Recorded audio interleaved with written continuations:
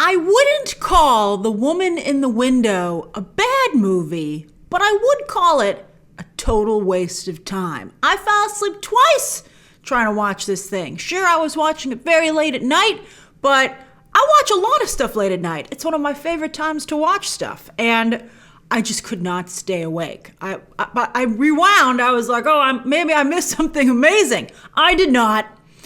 But there is kind of an interesting mystery buried deep here somewhere. It's what kept me watching, one of the things that kept me watching, and it might very well likely keep you watching. But I'm here to tell you that, again, it's a waste of time. Your curiosity will not be rewarded. Director Joe Wright and screenwriter Tracy Letts, who also appears briefly as Amy Adams' psychiatrist, are so interested in portraying Adams' mental illness and what she may not be seeing that they only skim the surface of what's actually happening, which again is kind of interesting. Like, there are reveals that happen and they're significantly robbed of their weight because the story is only loosely established. It's like, wow, really? Maybe if we'd focused on that a little bit more, not only would I care more now that you've revealed it, but this would be a better movie. Like, there's a good movie in here somewhere.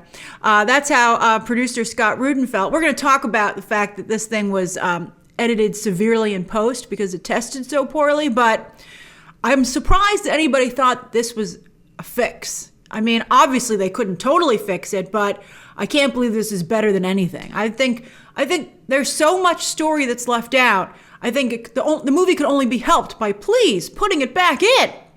Now, director Joe Wright is an interesting case because he's real hit or miss. Like, sometimes his movies are really good. He won, speaking of Gary Oldman, who's briefly in this movie, he won Gary Oldman an Oscar, which was tough to do because Gary Oldman had said some really horrible things in the past, but he still got Hollywood to give him an Oscar. But this is more like Wright's Anna Karenina or Pan, which were so bad. This is, in fact, very, very close to Anna Karenina, which was also made to seem like it was a stage play. A bizarre choice for a movie because a movie affords you much more space to work in. Plays love to get turned into movies because they have more room to work. But here, they made a movie that looks like a play. And you're like, if you wanted to, and sometimes they have interesting choices if it was a play, visual choices, but then just go do a really interesting play, especially because producer Rudin, he's the infamous producer you've been hearing about a lot lately in the trades. He's also a huge Broadway producer. He could have easily made this a play. So it's weird that he made a movie play.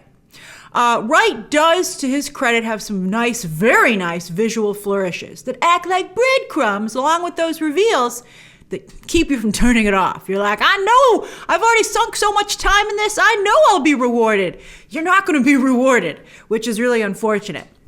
Also, I'm real tired of people trying to remake Rear Window and totally missing that it's not just a simple story about witnessing a murder when you're confined to a space. It is actually a very sophisticated, layered story, which it's my favorite movie of all time. It's the movie that made me learn to love movies because I wrote a paper on it in film school, which I've mentioned to you before. But it's about relationships, romantic relationships, and that's why every couple or person in the movie represents a different stage or a different type of relationship. It's really good. And this movie has none of that sophistication. So to have this movie try to copy Rear Window and even have a visual nod, a couple of frames from the film, Amy Adams' character likes classic films. It's always a mistake, especially when your film is nowhere near the quality of those classic films. So you see a couple of frames from the movie. They never even explained how we were seeing them, in fact. Was it artwork in Amy Adams' house? I didn't get it. But it only underscored just how much this movie could not compete with Hitchcock's classic, and that the people who made this movie have not only did a bad job with their own film, but clearly have no idea what Hitchcock was doing in his. Now, as I said, word is this film tested very poorly. No Sherlock. And they must have just thrown up their hands at the end and been like, it's unfixable. But producer Rudin tried. He hacked it up in the edit booth himself, and then he hired Tony Gilroy to try and fix it. But alas, unlike Rogue One, Gilroy was not successful here.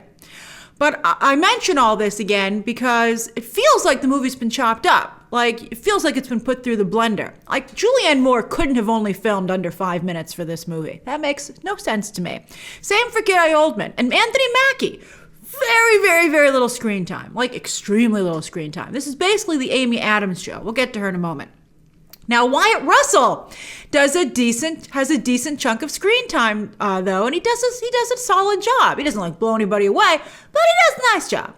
He and Mackie have absolutely no scenes together, but I was like, I wonder if this helped Wyatt Russell get his U.S. agent gig in Falcon and Winter Soldier. But, of course, his father, Kurt Russell, has already been in the MCU with Guardians of the Galaxy 2, so, that's probably the more likely connection, but I needed something to think about while I was trying to watch this movie. Amy Adams is fine. She's a professional. She knows how to command the screen. She's always at least somewhat entertaining to watch.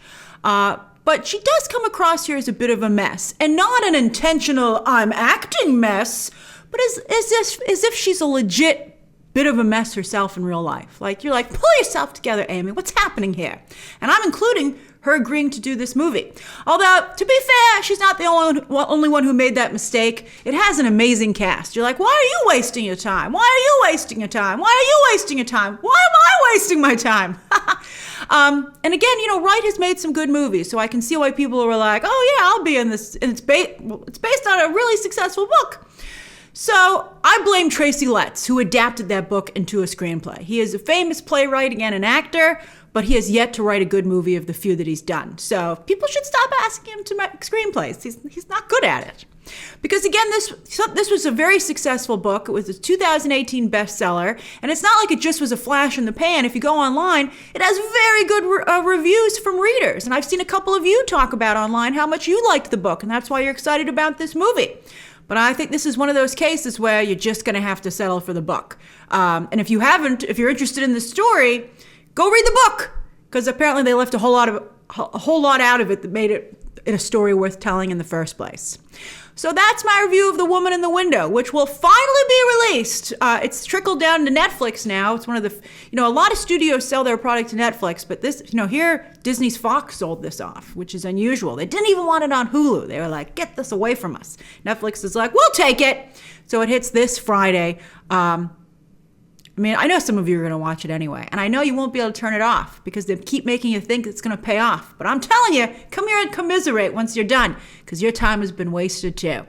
All right, share your thoughts down below, subscribe today, and of course, as always, you can check out some more videos right now.